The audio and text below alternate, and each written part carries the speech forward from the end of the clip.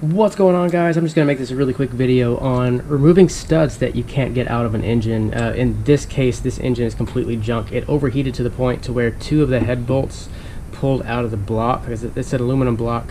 So this engine is pretty much beyond repair unless I wanted to helicoil it, but it's a 1AZ 4-cylinder from the 2003 RAV4. So I've removed most of the nuts and bolts from this because I like building engines, and every now and then there's a situation where you need a stud of a certain length or a nut a certain size, a bolt of a certain length, and having them all organized in a way to where I could just go and grab the size and length that I need, and having enough to where I could just grab those is immensely beneficial.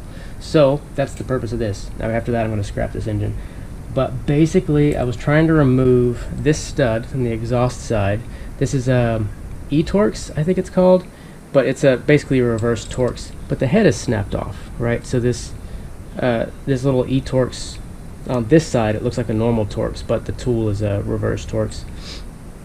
So the head snapped off, and there's no way to get it off without clamping vice grips on it. But if I do that, I'll destroy the threads, right? So if you don't know this, you can actually take two nuts. This is these are both 12mm nuts, and what I'm going to do is I'm going to screw one on this way so I have a little bit more surface, because the more torque you put on your wrench, the more you risk this opening up. So if this is really tight, then you'll have the box end kind of spread out and you risk rounding off your nut. So what I'm going to do is I'm actually going to, well, give myself a little bit more space first. Get that out of the way. So 12mm on first, and I'm screwing this on with the nut side facing and the flange side facing me. So the nut side's facing the 12mm. Screw it all the way down on my hands until I can't go anymore. Right, and then now I can spin it a little bit more.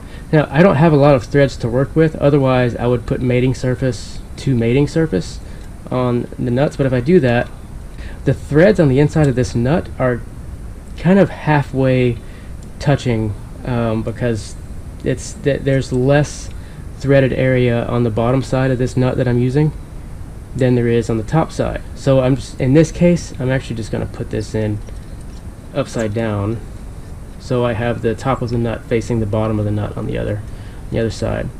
Tighten it all the way down. Then I have my second. This one I am going to use the open end. I think I might have said box end earlier. So I'm just going to do that. Get a little tappy. Well, let me do this so that it doesn't fall off. Alright, so this is locked in now. I'm not going to use a tool on this side of the nut, because really if I use a tool on this side, it's just going to back off this nut in front of me. What I want to do is I want to pull the whole stud out, and the more I try to loosen this side, the tighter it's going to get on this other side. And also you can hammer the stud a little bit. It can break it free. It helps a little bit with trying to break it free. And also you can spray penetrating oil on it. Now just going to do this. So this is a stud that takes a 12mm nut, so it's a little bit beefier than the ones that take the 10mm nut, like over here. This is for the water pump, where the water pump goes on this engine. I've actually snapped these studs in half trying to do the same thing, so it's hit and miss. So I've removed them this way for these smaller studs, and I've also broken the whole thing in half. So sometimes they'll come out, other times they won't. In this situation, if you have a little bit of an exposed sleeve below the threads, like an unthreaded area of the stud, you can put vice grips on it, and maybe you can get it off. Try to put the 13mm side on. That's not going to work. So I'm just going to have a little bit of pressure on this side of the wrench, this upper wrench, so that it doesn't spin with the other one.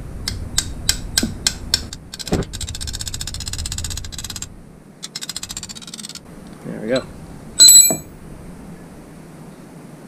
And that's it. You can see the whole thing spinning.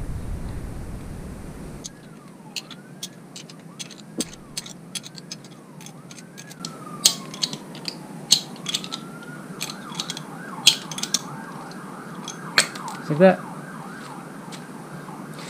Also on 10mm studs, you kind of risk the threads stretching out, because these two mating surfaces are pushing against each other, and when they're pushing against each other, they're pulling on the threads, so you end up elongating the stud a little bit.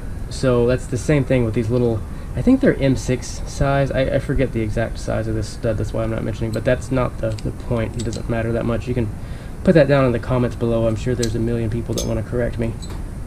But yeah, so if that happens and the stud starts to stretch, then you can't spin it as easily, just like that, just like by hand, stud on nut. So I guess nut on stud technically, because the threads start to separate and pull apart, and then yeah, if that's the case, then this nut wouldn't spin as easily, but you could kind of still use that. If I want to do the same thing on this side, now there's a good chance that this stud is actually going to split in half. So I've already rounded off the head of this. So I tried heating it up and putting vice grips on this this little open spot that's not threaded. That didn't work. Tried penetrating oil. The head actually rounded off using the smaller size e-torx. Do the same thing. So this is a 10mm nut. Just gonna back it down as far as I can. Tighten the nut down. There. A little ratchet wrench, and these on this one, the threads on the stud actually fully fill this nut, so that the threads are just peeking out the top of the nut. So I'm putting the two surface sides of the nut facing each other. That's that. Try to pull up a little bit, and it's not doing anything. They're both moving together. I'm trying to tighten them down a little bit better. Well, look at that. I salvaged another stud. So I had used penetrating oil. I tried clamping vice grips onto the stud. The head that takes the e-torx rounded off. So I mean, it's pretty much stuck in there. But in this case, I managed to get both of these nuts to pull it off all the way. So there's still a good chance that, based on the amount of pressure that I had to put with the two nuts pushing against each other, that it stretched out this stud. So I'm just going to check that out, make sure that I didn't stretch out the stud.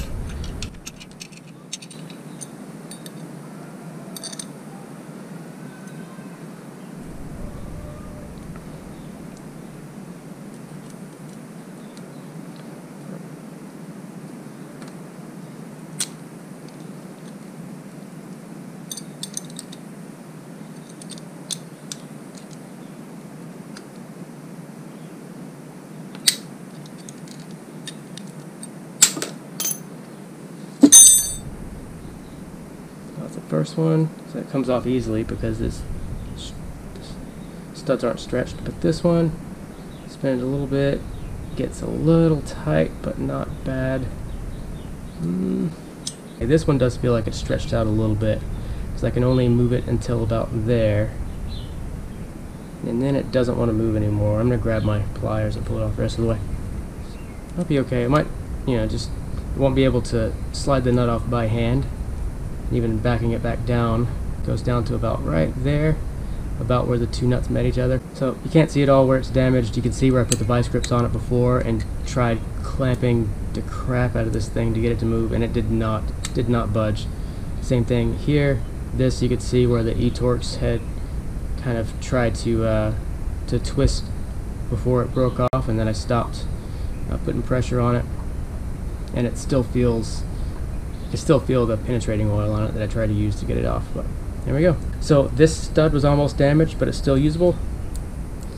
Just gets stuck a little bit. It just means that I can't screw this on by hand.